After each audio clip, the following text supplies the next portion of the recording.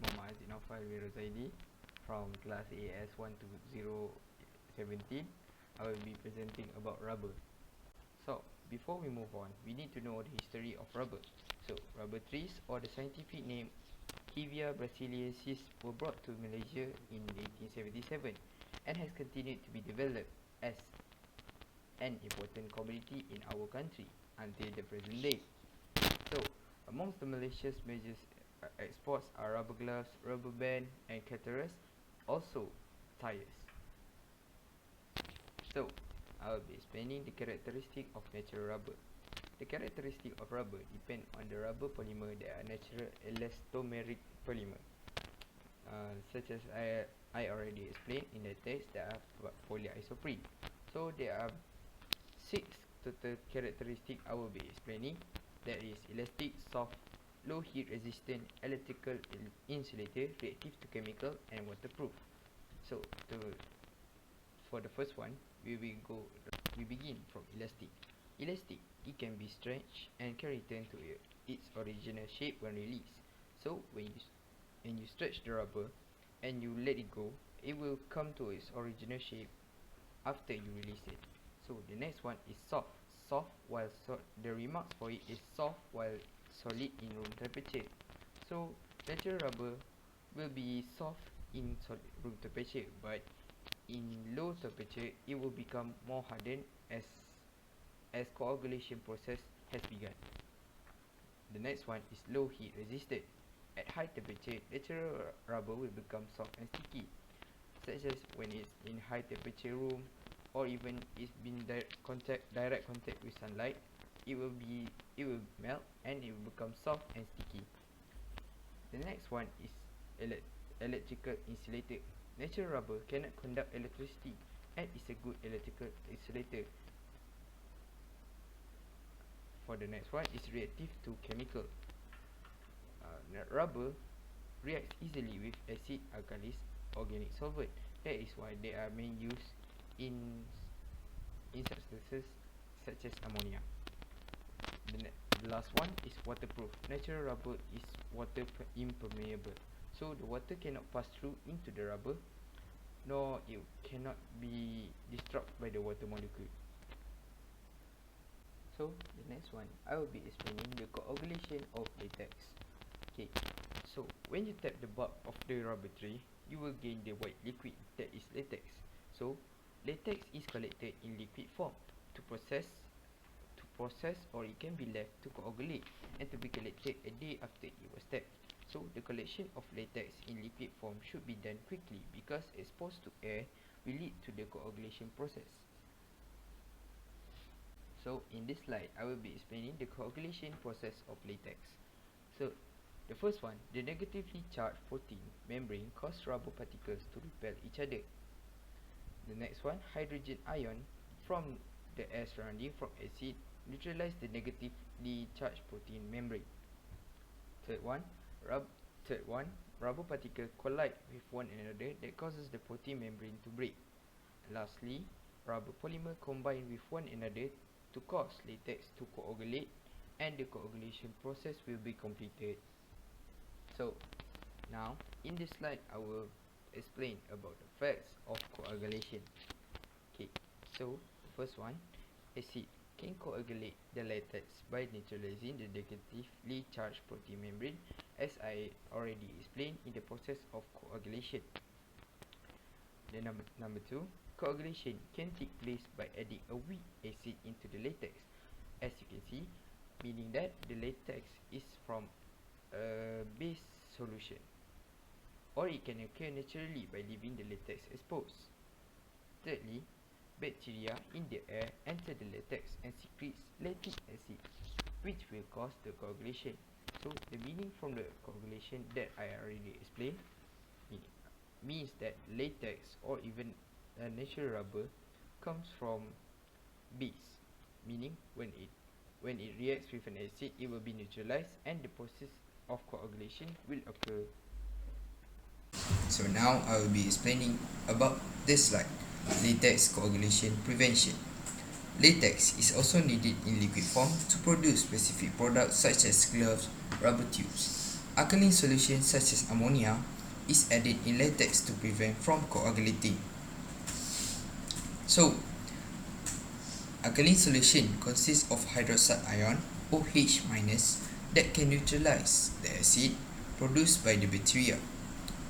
The protein membrane of rubber particles remains negatively charged, and rubber particles will continue to repel when they draw near one another. So, as we all know, natural rubber is very weak. So, there are processes that can help the rubber be more strong from its original form. So, that process is called vulcanization. Vulcanization is a process of producing rubber that is more elastic and with better quality through the production of cross-link between polymer chains. During the vulcanization process, the double bonds between carbon will react with sulfur as to produce sulfur cross-link between the carbon.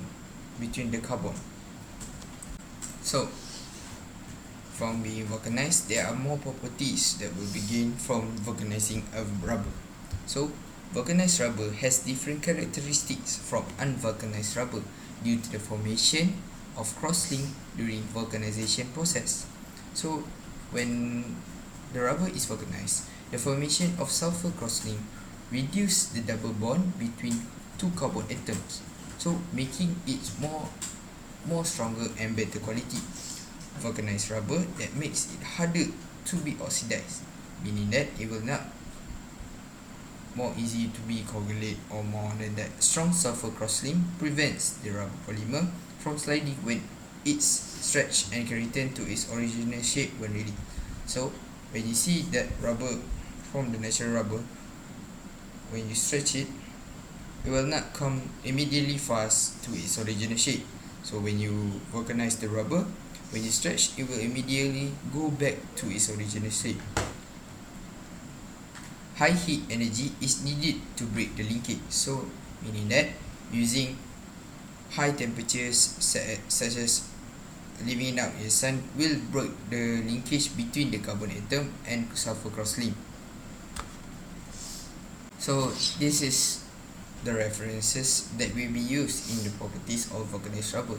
As you can see, before stretching from the unvulcanized rubber, it seems to be stretched less, and during the stretching, it will not be consistent as a straight line. So when after stretching, it will not go back to its original form. Maybe it will go back, but it will go slowly. So when you vulcanize the rubber before stretching, you have the sulfur cross-link between the carbon atom, and during stretching, you will see a pattern where it is more organized, and after stretching, it will go back to its original form, such as before stretching. That's the difference between the unvulcanized rubber and vulcanized rubber. So as I explained, as from the properties of vulcanized rubber, this condition make vulcanized rubber more elastic and has high heat resistance compared to natural rubber that we gain from tapping the tree bark. This unique characteristic of vulcanized rubber allow various items to be produced compared to unvulcanized rubber. So more high quality product can be produced after you vulcanize the rubber, and less product can be used from using unvulcanized rubber. So now I will be showing you the properties of the comparison between vulcanized rubber and unvulcanized rubber. So we start from the first characteristic is elasticity. So we can see that vulcanized rubber is more elastic compared to unvulcanized rubber that is less elastic from its original form. So the next one is hardness. Vulcanized rubber is hard, while unvulcanized rubber is soft. Both are in room temperature, but the vulcanized rubber is more harder and it cannot be easily broken compared to unvulcanized rubber that is soft and can be easily broken from mere stretching a little bit only. So for the next characteristic is about strength. Vulcanized rubber has high heat strength compared to unvulcanized rubber. Second, before ending, resistance toward heat. So as you can see, vulcanized rubber has more resist to high heat compared to unvulcanized rubber. That's why when you leave the unvulcanized rubber in high heat for a little bit, it will be easily molten compared to vulcanized rubber that it takes time as it has high heat resistance from high temperature. So the last one, that is the resistance towards oxidation. So vulcanized rubber is not easily oxidized, as it will not easily be coagulated. As per unvulcanized rubber is easier to be oxidized and will undergo coagulation process that will make the rubber more hard and not too well to be used. So to be ending my presentation today, I would like to thank everyone that will be listening to this presentation. So I hope that my information that I've been giving throughout this slide will help anyone in need to know more about rubber and its properties. That's all for me. Thank you.